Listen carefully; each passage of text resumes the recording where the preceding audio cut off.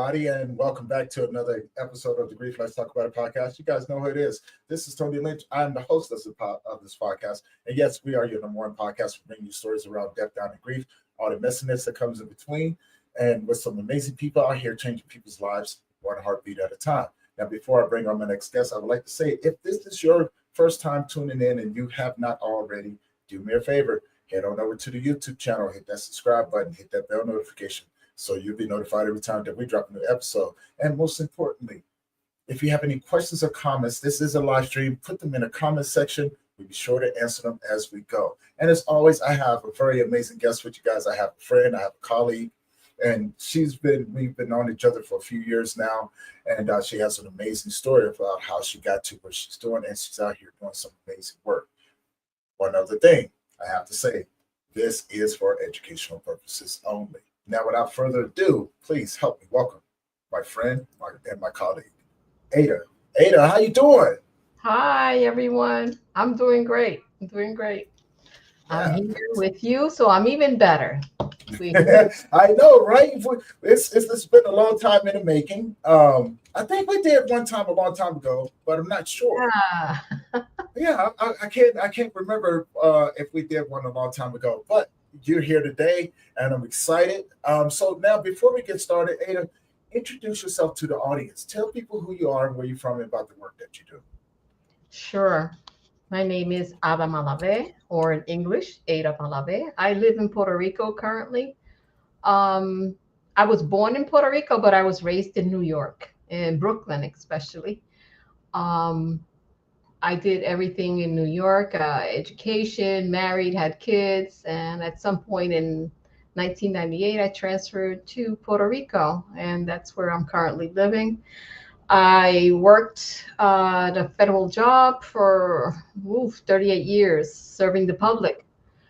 And at 2016, I retired, and I dealt with my mother's dementia, and prior to that, to my father's. And in 2018, I lost my boyfriend.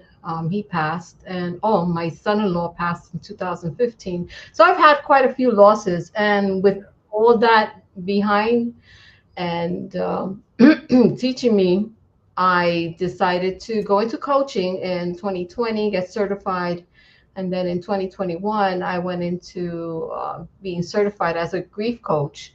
So I got some more education, and I continue to get myself educated as life goes on, because I love learning, and life is part of learning, and that's who I am. And I love helping others. And I saw that the process of grief was not being really addressed, and people would just didn't want to talk about it, and didn't want to think that it was part of life, and it is part of life. Life is a circle, and we begin and we end in a circle. So, yeah. Now, it leads me to my first question. How did you get to this point of understanding the circle of life, right? Because we talked about this, and I think those of us who have walked this path before, it makes a lot more sense. I know when we're in the throes of it, it can be a very, very difficult place to be, right? Because we're in the moment, we're not seeing everything. We all have been there before. So when was your aha moment when you realized that this is how life is? Wow. I would say when I was younger, when my grandparents passed away, and especially I remember one time I was in Puerto Rico on a vacation, or we were here to live, but we didn't actually stay too long, maybe a couple of months. And my grandmother's family member passed away, and they had the body in the house. So they viewed the people in the house in the countryside. So there was no funeral homes, and I was actually scared in the beginning, but then I realized that, it's just the body there, and the spirit or the energy that that body had is always going to be with us. So I've always believed in that, and I grew up in a very spiritual home. I study spiritualism, which has to do with the energy of the soul, of the spirit, and how we come back in full circle. We reincarnate at some point. Um, so, yeah, I believe that was the point where I saw that body and I realized that it's just a body, it's just a temple, and the actual soul spirit of that individual will always be an energy around us. Now, I have to ask, do you think that belief system helped you navigate your grief with all the losses that you have, or did it shake you up a little bit? And the reason why I ask, because when we have relationships with people, we oftentimes don't want to think of them having to leave. Oh, yeah. Uh, we live in a world where we set these expectations for ourselves. Like, I get it. We don't want to lose the people that we love. Yeah. Hell, we don't want to lose anyone. So Yeah. we tend to make future plans with people, and then it disrupts us when those plans are really pretty much thrown out the window with a significant loss.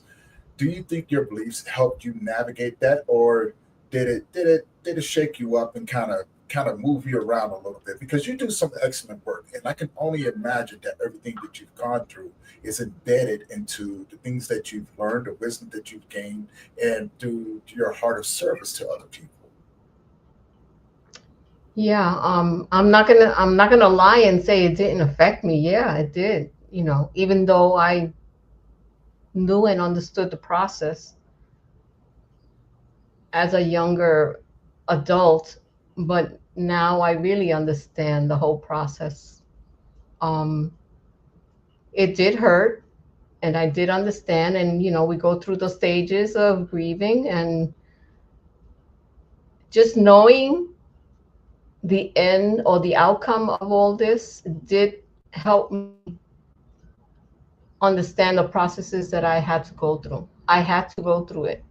It's Yeah, no ifs, ands, or buts. It's how we go through it and how we sit with it, with the stages and the anger and the disbelief and the depressions and the roller coaster rides that we go through. But I knew that I had to go through it. Otherwise, I wouldn't be able to complete my process. And knowing something about it did help.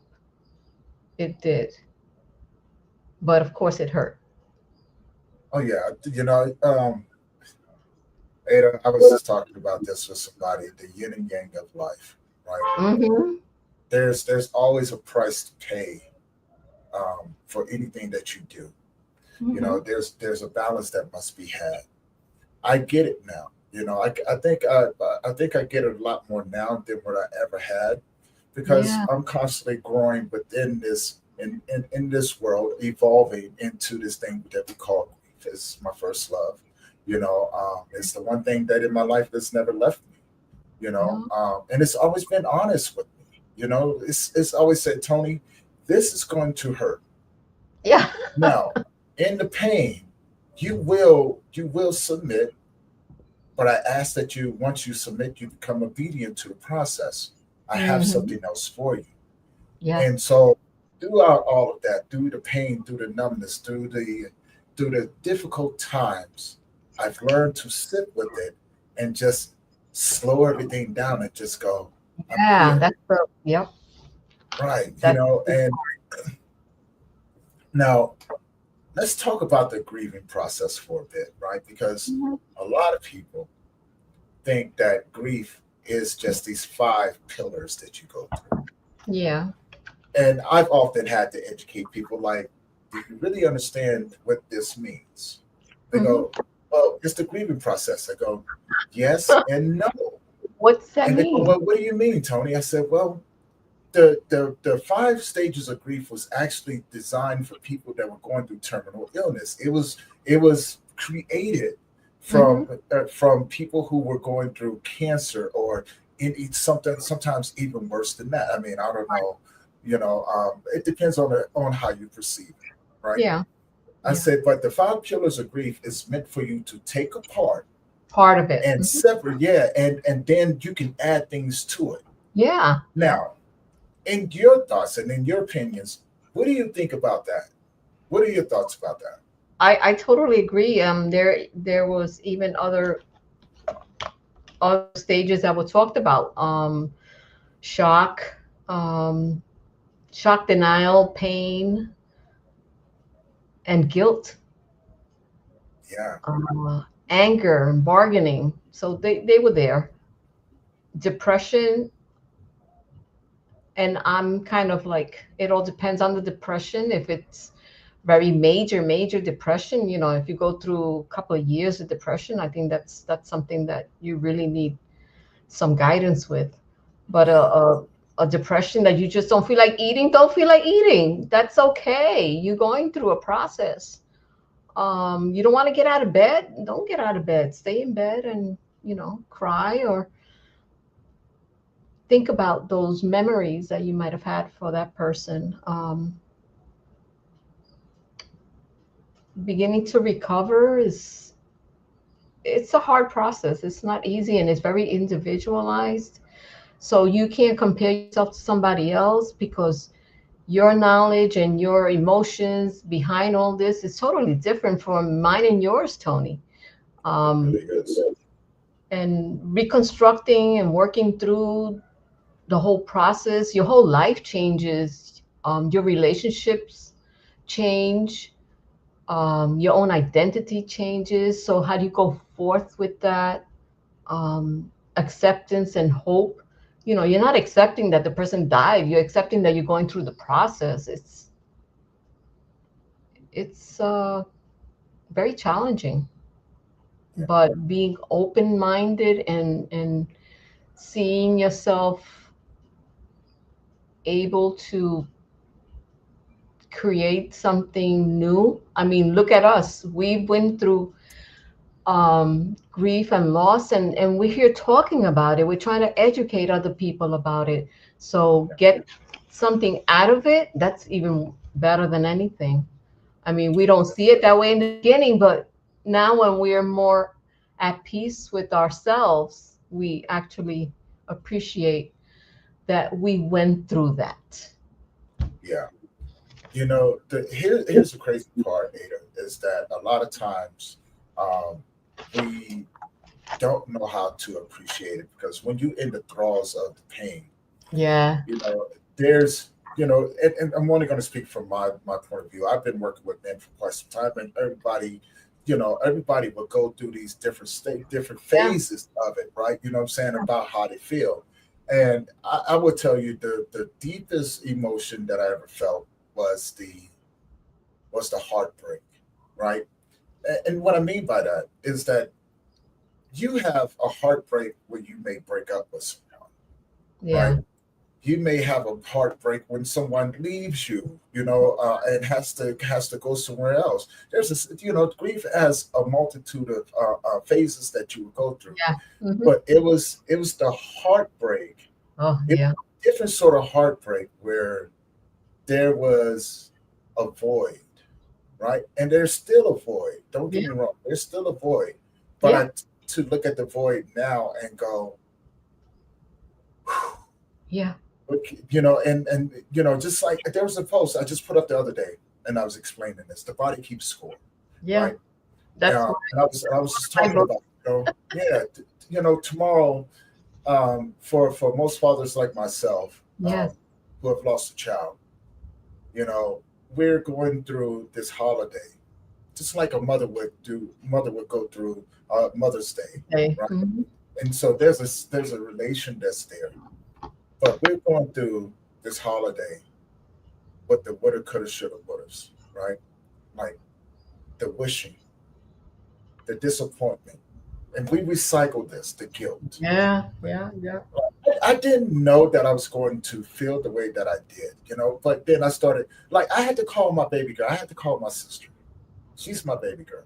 And I Hmm. said, "Girl, I'm feeling some sort of way right now." She goes, "Well," she goes, "What's going on?" I said, "I don't know." because I've been so busy with everything. Yeah. But the body said, hey, you're going to have to sit down for a bit. Yeah. Something's You're going going. to have to do something. Yeah, you're going to have to do something different. Mm, And I realized, because I was analyzing the phase, the stage of this life that I'm in, this evolution of Tony, and mm, this next phase of my life is stepping into the unknown yet again, right? But I'm here for it. I'm here for it. yeah. You know, there's things that I've had to do, people that I knew that wasn't going to be able to come with me. So there was a sense of, you know, appreciation just for the time. But then this thing happened. I'm like, what's going on? My sister said, well, could it be that Father's Day is Mom's birthday? I said, dang. Mm, And I started thinking, I said, man, not only is it Father's Day, it's my mother's birthday. And then I said, my son's anniversary is the day after. right. So 9 years for him to be gone. And I was just like, hmm. And I started thinking about the letting go phase and what that truly meant. Now I want to talk to you about that, right? Because I don't think a lot of people really understand the depth of what that truly means. Now Hmm. I'm going to give my thoughts on it, and please, like we both know, there's no right or wrong answers to it. This is just Oh, something I've been putting together as I've been growing in this beautiful phase of grief. Letting go don't necessarily mean that the pain stops. no. It just means that you've accepted the world without your person. Right. It means that you have acknowledged that life will never be the same for you, but you can release the bonds that are holding you to said feelings or said deepness or numbness. Yeah. These things are still going to come, but it's the release of the individual back into the world, and you saying, "I accept that this life has other opportunities," Right. and opening yourself up to them. Maybe joy, maybe love, maybe happiness, maybe new adventures, maybe traveling, things you've never Yeah. done before. Yeah. Right? And I think that is the beautiful part about this journey. Once you get to the place of acknowledgement, is saying, from this day forth, I cannot hold on to you because you're keeping me back. So I release you in Mm, order for to be free. But again, these are just things that I've put together along my journey. hmm. What are your thoughts on this, Ada? Yeah, that's the period that I was mentioning before, the acceptance. How do you let go? That's part of the that period within the processing of grief. And it's just like you mentioned, it's you're processing grief. Now you're in a different stage in the period of acceptance, and how you already sat down with those feelings and you acknowledge them, and in acknowledging them you have accepted that you can move forward to another part or another episode of your life. They'll always be in your heart. That's never going to change. But how you now are able to take that and move along to your new chapters in your life. And yeah, acceptance, it's a biggie, and everybody does acceptance differently, you know especially if you're a young kid. And I've had a situation where a young kid, his father passed away, and how I see him evolutionizing, moving along. And we should have talked more about his father during his period of growing. And I believe that he's accepted that he looks just like his dad, and hoping that, he does move forward. But he'll always remember his dad. He'll always think about the shoulda, coulda, wouldas. Yeah. If dad was here, we could have gone to games, we could have gone this, we could have done that. And having another male role in his life, he's got that part covered right now. And I see that he has accepted the fact that his father's no longer, I mean, it's not with him, but he's grown into a beautiful human being, a beautiful man, and thanks to all the male role models in his life. And I see that he has accepted, and again, we have to. I just want to go into this part with the kids. With the kids, we have to really come down and talk to them as clear as possible. I did a quick video last night about that part, and help them along with the acceptance. And acceptance is, like I said, it's so individual. It It's is. something that depends on your own support system around you and how you accept a lot of things. But yeah, acceptance as to letting go, letting go of holding on so hard because they are no longer here. And the idea of that we had them, I think for me, that I had these people in my life, they made a lot of changes for me. And because of that, I am here talking about grief and wanting to educate people about it and the steps and the processing, and how we can continue doing this. That's I think that's part of the journey, right? Because you and I've been known each other for quite some time, and we've done some pretty amazing things along the way. We've gotten some books out there. We've done conferences together. We've done Yeah. table talks, and it's been one hell of a journey. And I think the fun part, and I'm a kind of switch it over to the process that I've seen and have enjoyed so far. It Hmm. was the process of doing something that no one's ever done before, Yeah. right? When I first started wanting to have conversations with people about grief, you Hmm. know, it was because I didn't see anyone else doing it. Doing And it. it's Yeah. such a normal thing. And I said, this isn't right. There's people out there that could benefit from your journey if you're brave enough to speak your truth. Yeah. Now, here's where it gets tricky for most of us because your truth will change. You will start off in one place. And as your grief begins to evolve and change and mold you, you Yeah. know, you will find things during the healing process that will change how you tell your story. You Yeah. will sit down and go, wow. In the middle of a conversation, you just sit around and go, wow, I didn't even think about that. So now when you tell your story again, now you've added that part in and maybe you've taken something else out or Yeah. maybe shorten it up a little bit, right? But it takes a while to find that authentic truth. It takes years and years and years. I know when I first started, there was things I didn't say to people, right? There was. But Yeah. True. over a period of time, and I began to unveil myself, unravel like Hmm. a piece of string cheese. It's like, Yeah. oh, look at there. Or onion. Yeah, or an Onion. onion, right? You know what I'm saying? Depending on people's flavor. It was like, oh, we gotta peel all of this stuff back. And now I've to a point now to where I get it. I finally understand my truth. Yeah. I embrace it. As crazy as it may sound to people, when I tell people go, oh my God, this sounds like a movie. I go, no, this sounds like everybody I've ever known, right? Yeah. Yeah. The All people who different are types of relationships. right. Yeah.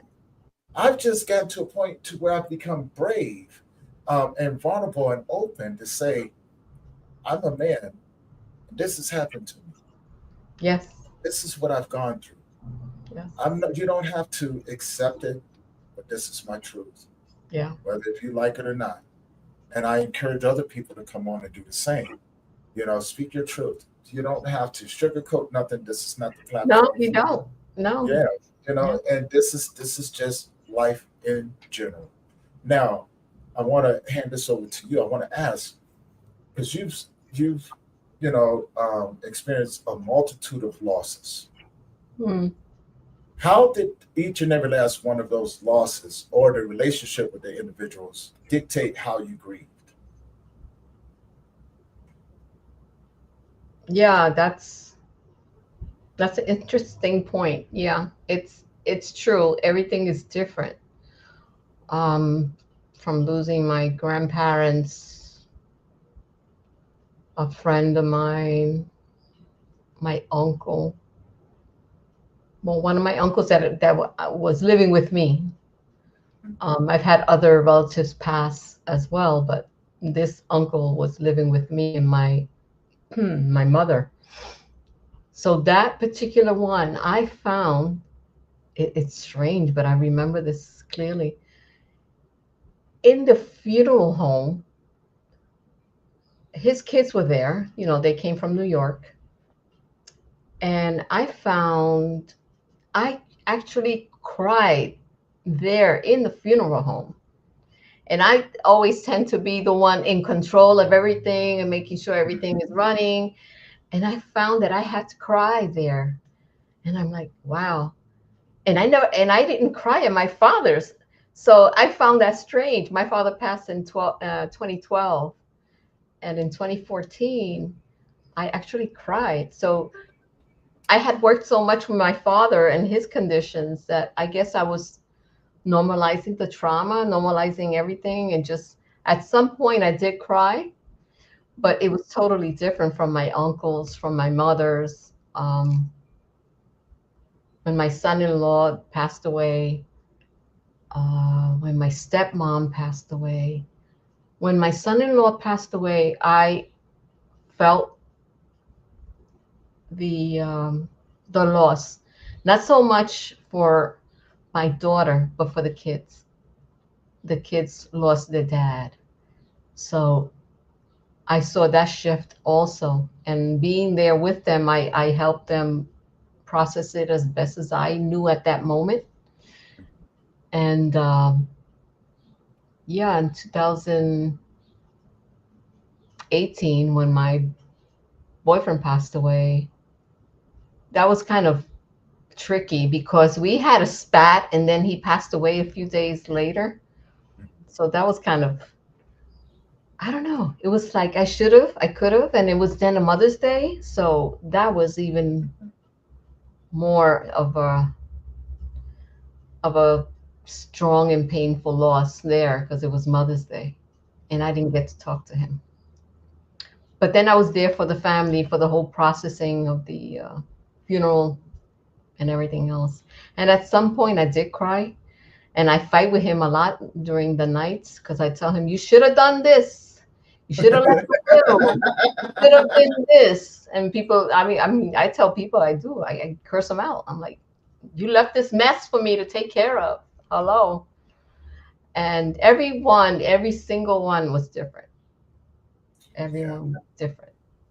And how I handle it was different as well, because at some point when he passed away, I was already involved in yoga.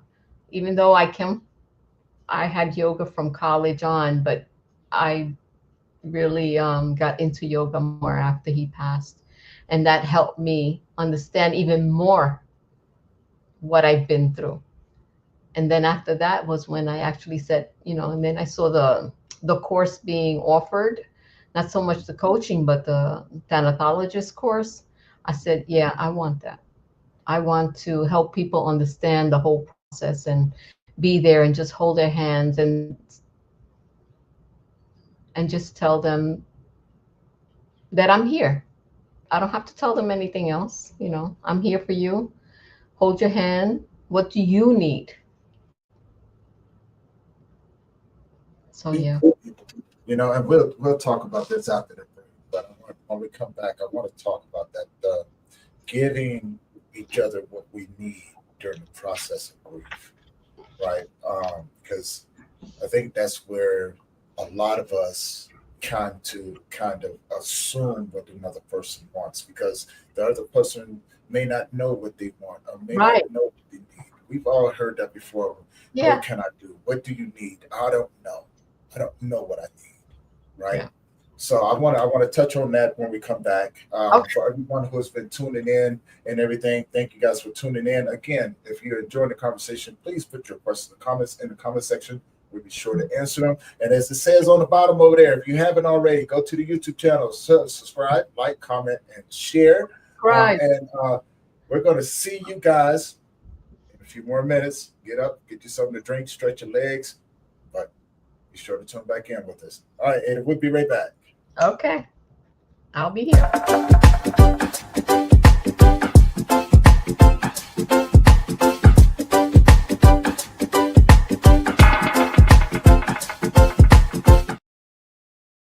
In the heart of nature's serenity, healing awaits. Welcome to the launch of Serenity After the Storm, a holistic guide for grieving women. Imagine a light blue book resting on the edge of a waterfall, a symbol of tranquility and hope. This book gently guides you through the turbulent waters of loss, offering holistic approaches to healing. With every page, you'll discover the power of nature, mindfulness, and self-compassion. Our journey is about finding solace in serene landscapes, reconnecting with ourselves, and embracing the gentle flow of life. Whether you're grieving or supporting someone who is, Serenity After the Storm provides a comforting embrace, reminding you that it's okay to feel, to breathe, and to heal. Join us on this path of self-discovery and holistic well-being. Together, let's turn the pages towards hope and peace. Grab your copy today and let the healing begin.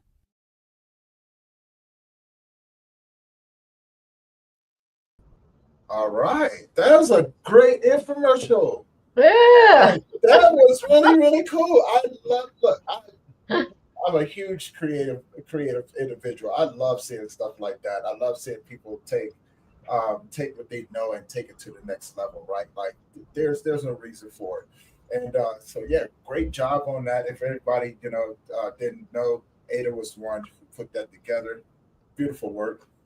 So yeah, let's get back into the question that we left off with. Mhm. How Yeah. do we help people under with that notion of giving people what they need? It's interesting you said that sometimes they don't know what they need. Right, And right, that's true because they're going through anger, denial. They're going through a process that at that moment they're not even focused on anything other than what they're going through. Um, the pain is so intense.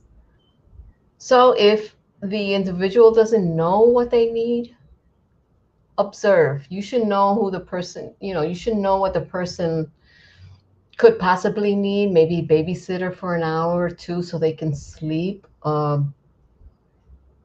don't know, take the kids out for a walk if they have kids, right? If you see that they're home alone, see if there's anything that you could bring over to eat or take out their garbage, anything that can alleviate some of the things that they have to do on a normal basis. right, right. What else? Do some errands. You possibly know what they get, milk, bread, something simple. Um, what else can you do? Cut the lawn if they have grass in front of the house. Read a book to them. Just sit there and read together, listen to some music, or don't even talk. Just sit there and let them know that you're there in the living room, sitting down, and they might be in the bedroom, laying down. And just reinforcing what they actually want to do. If they want to cry, let them cry. I mean, that's the best thing that we can do for the body to relieve all that stress. The oxytocin, the excuse me, the oxytocin. Um, yeah. So we got to release and The only thing that I really want to emphasize is if there's an important decision to be made, not to do it right there and then, to wait a while, because your emotions are erratic at that point. And if it's something, especially something of a legal aspect, take a few days to do that. Don't make any abrupt decisions. You know, one of the things that I did during the process after I lost my son is that I told myself I had to keep moving. Had to keep moving. I remember very, very, very just. I remember just like it was yesterday. Yeah, I because you didn't remember, want to sit down. right? And that's what it was too. Like after, because when he passed away, it was around 3 o'clock in the morning, Mm, and I remember everything. I remember when he said, I walked in there, I looked at everything, and he was just laying there. And I laid in the bed with him, thinking to myself, like, now he's going to wake up. I yeah, know he's going to wake up. yeah, So I yeah, laid there with him in bed, and here I am breathing, and I'm thinking he's moving. So I'm automatically trying to put the covers on him to make, because he was cold, and I'm watching his lips and everything. And I remember we left there because at that time, his mom had drove down. I had taken the helicopter down with them when they airlifted him down to the hospital. hospital. So, on the way back, I was driving, and I remember I went to my house to go get my car, or no, we went to the hospital to go get my car, and Hmm. I followed her home, and then from there I drove to my job. It was like, because it took a couple hours to get from the hospital back down to where we lived up in Loveland, and then from there I got her home. I went home. I walked into the house. I said, I can't be here. I can't. Hmm. The sun hadn't really come up just yet, but I looked at the time. I said, man, I got to go. So I remember just taking off, and I was driving. And I went over to the job, and because I was like, I got to tell them what just happened, although they had already known. And I walked in. They said, "What's going on?" I said, "I just got to keep moving. I got to keep moving." And at that time, like I was sitting there, and they just looking at me like, What's going on? "What?" But they knew what had happened, because I Yeah. called the boss early that morning. I said, "Man, my No, son is I'm gone." I'm saying what's going on in your head. Yeah, what's going on in my head, right? And they're just looking at me, because I was a big dude. I was about 313 pounds and nothing but muscle. And they were like, "We're not messing with it. Whatever you need to do, Tony, you go ahead." And I was just like, I Yeah. walked in, and I sat down, and they look at this like, Tony, I said, I got to keep moving. I got to keep moving. I got to keep moving. And I'm sitting up there. I was like, I can't believe it just happened. I can't. I was very, very, Yeah. I It's a was like, my nightmare. mind wasn't, yeah, it was a nightmare. And it still happens every night, Yeah, right? of course. Every night I revisit that nightmare, or it visits me, Yeah. and it's just like, this is why I don't sleep, Um, and so it's like I close my eyes, everything keeps happening. I remember I left from there, and by the time I got down the road, I probably had hundreds of calls from people. Tony, tell me it's not true. Tell me it's not true. Tell me it's not true. And these are all people that I work with, friends. I was Yeah. like, yeah, no, he's gone. They was like, hold on, what do you mean? We was just, and a buddy of mine, we was just hanging out with him the day before that my son passed away.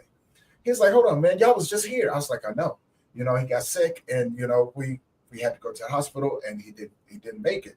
Yeah. He's like, what are you talking about? Next thing you know, they was like, are you going to be at home? I was like, no, man, I was all over the place. I was driving around. I went and filled up the gas tank. I was driving around some more. Doing stuff. And finally, I was like, I got to go home. So I finally go home, and my next door neighbor comes out. Now, my next door neighbor says, Tony, where's Jake at? And I looked at her. She goes, hold on. Where's Jake at? Jake is always with you. And I had to look at her. I said, he passed away this morning. She turned around and was like, oh my God. Now, this is my next door neighbor. She had lost her son too. So I watched them lose both of their kids. Yeah. I watched them lose both of their kids. And she walked in. She goes, what are you going to do? What are you going to do? I was like, I don't know. walked in the house and I sat there for a minute. She called her husband. Her husband, hurry up home. And he comes over. He was the first person to ever be honest with me throughout the process. He goes, Tony, there ain't no words of comfort that I can give you. Yeah. This is going to be the hardest thing that you have ever done. So you know, we're here. So if you ever need us, you know that you can always come over. You know you're always welcome. You don't have to do it alone. And I couldn't look at him and say, how did you know? Because I knew what he was going through. I was like, I don't know. Yeah, he went through. Yeah. Before I can even leave out the door, everybody that had called me had ended up at my house. And I was just like, and I'm sitting up here like, I don't know what I'm supposed to do. My whole entire, like the last 8 years, I had just been planning on raising him. Yeah, seeing him grow. Right, to got this company going. I'm building up the company for him. I was like, I don't know what to do. It's like I'm alone again. I called my mother because he passed away the day after my mother's birthday. And I didn't want to call her. And she was like, what you mean your son's gone, my grandbaby? I said, Mama, he passed away. He passed away last night or this morning. She's like, hold on, my birthday was just I was like, I know. She was like, and Father's Day was, I was like, I know. And she was like, and I went to go break down. She said, baby, this is the first time I heard this. She goes, baby, don't cry. Don't cry. You know, you got to be strong. And that's when I was just like, I have to be strong. I have to be strong till I wasn't. Then my mother passed away. Yeah. And it destroyed everything that I was. Everything. So now I want to pose this. I want to get your thoughts and, you know, what do you think about that? You know, when you're in a moment where nothing makes sense. How do you navigate that? I mean, we have these skills now, but, you know, take us back to where your hardest journey in grief, where you was just like, no, I can't do this. I'm tired. Yeah. Yeah, I'm trying to think. I believe it's like when I said before, normalizing trauma. I had to arrange. The funeral was done here in Puerto Rico, but then I had to arrange travel, and I had to arrange hotel stays, and I had to arrange based on, because he was being transported to Virginia. This was my boyfriend. He had a service here. We had to transport the body to Virginia to his mother. So I was bringing her son home. And that was one of the hardest things that I've ever done. I just went, I think, straight mode, travel mode, get everybody there and just get everything done. And at some point, you know, I did cry in between. But the hardest thing I saw was when his mother got up in church and sang him a song. That just broke my heart. That she got up to sing her son a song in his final service, and just seeing her have that strength to do that was something that I've never seen before. And it was like, it gave me strength that I can finish this off with the services and all this other stuff. And if she could do that, wow. That was really impactful to me, to see her do that. And she never thought that she would be burying a son. You know, like parents, you know, you don't think that you're going to bury your child. Your child's going to bury you. It's very true. And you know, speaking from a place where I get that a lot more, you know, one of the biggest challenges when you go through that, you want so much to be the way, for things to be that the way that they were, because when you have a child, that child has friends, right? Hmm. You may be involved there with and things like that, you know, and so you watch those kids grow up, Yeah. and when you lose that child, you think to yourself, like, how does this child, how is this child processing this right now? Hmm. But then there's a side of you that go, I don't want to get too close to them, because Yeah. your reality changes. Yes, it Right? does. Your reality changes because you're like, do I allow myself to get close to someone? Do I allow myself to welcome other children into my life again? You Yeah. know, and if so, what does that look like? There's always a sense of fear. Yes. At least for me, it is. There's a sense Yeah. of fear that comes along with it where I say, I don't know if I can do this. And it hurts because these kids look at me and they say, they always call Uncle Tony, Uncle Tony, Uncle Tony. Oh. I look at them, I go, and I know I have a small window where I want to see them. Like I love watching them grow up, and I've watched all of my friends' kids grow up. Mhm.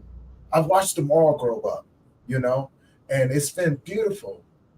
But then there's a side of me that goes, my son should have been here with you. Yeah. Like they would have been graduating out of high school this year, right? And I go, I've watched his friends graduate.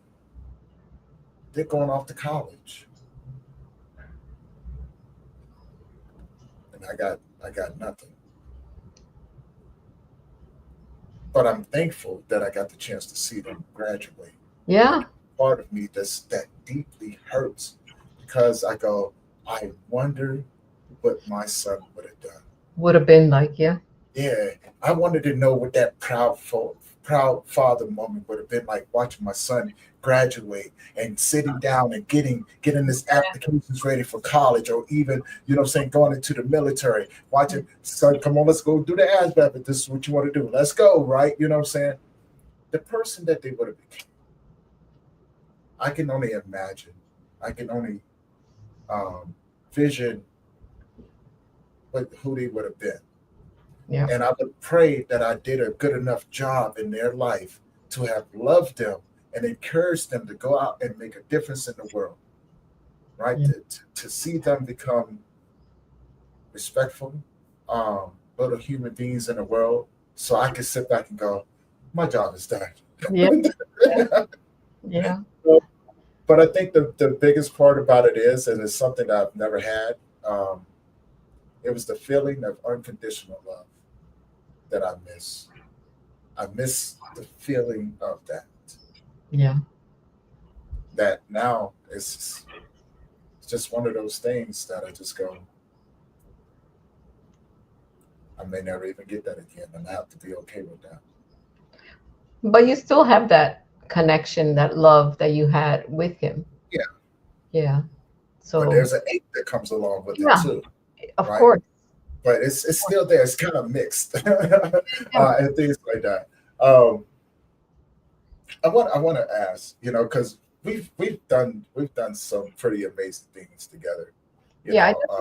I just wanna just shoot in a bit there about um how our kids would have been. I mean, I just want to mention miscarriages and losing a child through stillborn or whatever. I can understand that part of you that fears, because I went through the fear of getting pregnant again. Like I'm gonna lose someone that I love. So I understand that part of a child loss in retrospect of miscarriages. So I really do understand that. And fear for me is fear of, for me equals loving someone and loving them it's fearful because you might lose them anytime soon. Yeah, yeah, But you did your best. yeah. And I'm right there with you, Ada, because I think that's part of, this journey of grief. There is a deep embedded fear in there that I don't know if we ever will get past it, and that whomever decides to take us on, they're gonna have to work with us. They're gonna have to have some patience. You know what I'm saying? Because I'm still looking and going, because deep down in my head, I tell myself, "What's the point? You're just gonna leave me anyway. What? What's the point? You're just going to leave me anyway." And I tell you what, and I really wish this wasn't true, but it's people are proving me right. People prove me right. I just go, what was the point? What was the point? I would. Then have you picked the right people? That's another question. That's the whole thing. I'm not even picking them. They try to pick me, and Yeah. I'm going, okay. So I mean, but don't get me wrong. I've met some pretty amazing people. No, I know you I've have. met some pretty amazing people, but I get it. And so, but I don't, and I also don't take it personal. It's not, there's no hard Yeah, feelings about that's any of it, right? I that's get it, more important. yeah. I, but I think part of that comes with understanding the role that I play in people's lives. Hmm. I'm only here to walk you to your next destination. Yes. That's it. It's not personal. No. It's not one of those things where I'm going to get upset about it. I get it. You have your own path. You have your own journey that you must walk. I am truly grateful and thankful that you allow me to walk with you, but I also walk with boundaries. I also walk with the notion of I can be your friend, but I can't be anything other than that. I can give you words of encouragement, Hmm. but you know what I'm saying, but I can't give you advice. I can only give you suggestions because the Right. advice that I give you may not work for you, Right. right? I can be there with you if you need me, through and through. I'll be your friend to the end, right? But I also understand that you have your own journey, and maybe this is just seasonal. Maybe I'm the seasonal one Yeah. because I have my own journey. Not everybody's meant to walk with everyone. Now, here's the crazy part. Sometimes people come back around, and you just never know. Maybe it's just time to just go do this in order for you to go to this part, and then you meet up again. And who knows what happens after that? That's right. I've done full circle with a few people and come back around and just and when we come back around, I go, ooh, no, no, no, no, no. Now there's one or two people I really wish I would come back around full circle with, just to say we're here now, right? Maybe what we needed was this. Yeah. Needed that time away Yeah, and that yeah. time to We just grow separate. you know yeah, just to get everything back together where we needed to be, maybe to figure out what's important and what's not important, maybe to even develop and evolve in ourselves. This is grief. Yeah. Yeah. This is grief, and this it doesn't get any more truthful or honest than that. No. Um, Now in your life, what are some of the most biggest highlights that you have? Because you've done some pretty amazing things. You got your book out. We've done some pretty amazing things, but you've done, yeah, I know. Look, and then you host retreats, and everything. What's next? What is next for Ada? What's next for Ada? I am looking for speaking engagements. I have one in August in upstate New York with Okay, beautiful women leaders, and I'm going to enjoy that. And I'm creating my programs for coaching one to one, as well as workshops, and I'm working on that. And I should be launching something by the 30th of June, a coaching program on grief, uh, especially rebuilding confidence after processing grief and loss for women. So I will be doing that, and be on the lookout for my posts on Facebook, Instagram, LinkedIn, and my YouTube channel. I should be posting stuff there. Excited for that. I mean, definitely. But now you got some stuff to Oh, post on there. yeah, and Yeah. I'm also writing chapters in two different anthology books, 20 Shades of Grey, which should be coming out soon, and another one should be coming out in November. So that's another chapter. Okay. So I'm busy writing. I never thought I would be a writer, but you Isn't never that know what the the truth, world right? brings. But yeah, if my way of sharing my experiences is through writing, so let it be. That's what I'm saying. Every step of the way, being creative, writing, Yeah. putting things out there into the world that's never been done before. We're living in a great time, but also difficult times. Yes. And I want to send a big, heartfelt, just emotion to those out there who have family Yes. across seas right now. Yeah. Iran, Iraq, Israel. You know, the war has escalated. It's getting pretty bad over there. So I want to send out a huge prayer for them, heartfelt prayer Yeah. to our colleagues over there, to our friends, our loved ones, to their loved ones as Yes. well, to people who are going through the protests right now. Yes. Our Yes. immigrant friends, our Mhm.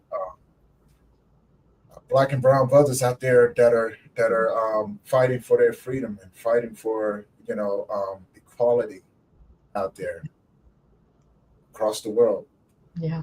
You know, um, my heart is with them as well. It's going to be a Right. long fight. It's going to be Sending a a really lot of long, positive energy and a lot hope of that, positive energy.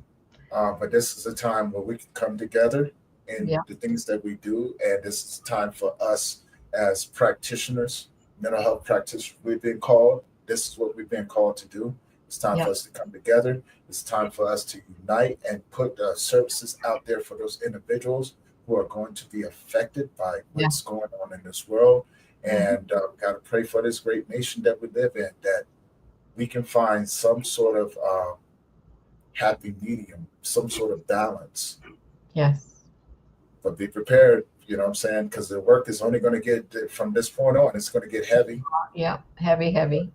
It's going to be heavy, but, unconditional love is what we need to have for one another. So we got to learn to get back to loving one another. And with that being said, everybody who has been tuning in, thank you guys. I know it's been Father's difficult Day. out there. You gotta say Yes, Father's yes, Day. Yeah. yes. Blessings Happy to Father's. all Father's Day.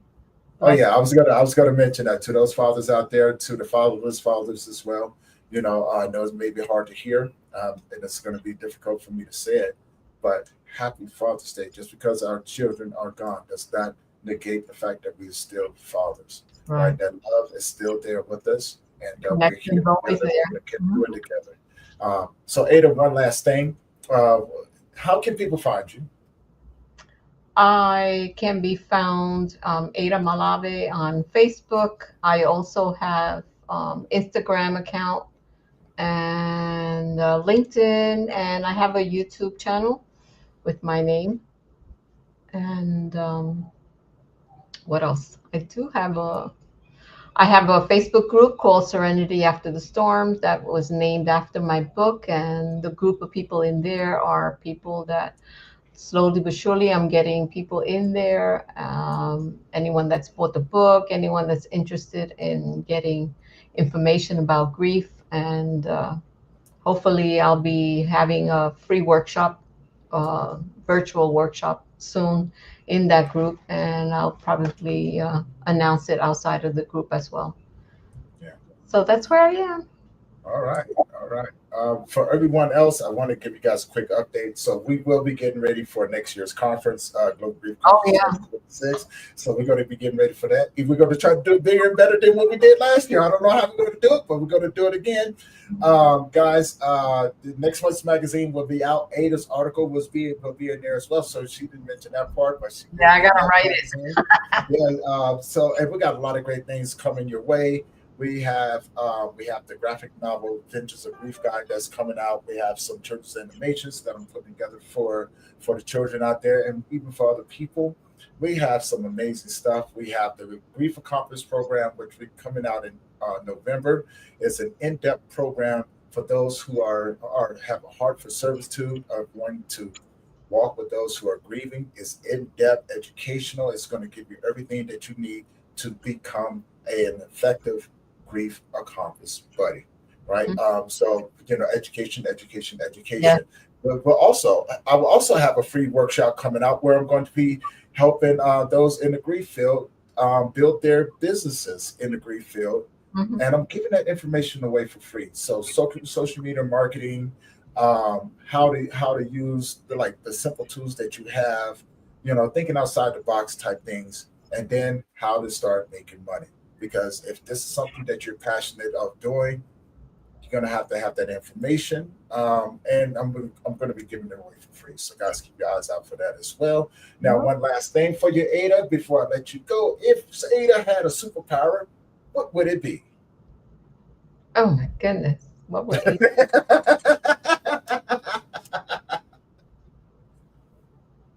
Oh my God. I don't know.